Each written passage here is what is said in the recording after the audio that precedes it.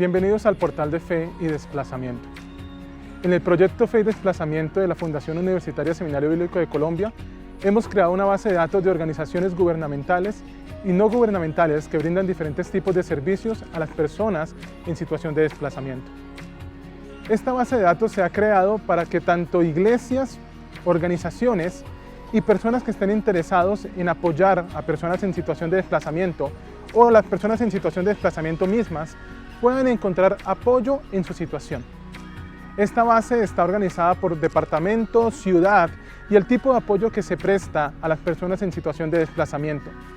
También indica si existe algún tipo de requisito para acceder a las ayudas.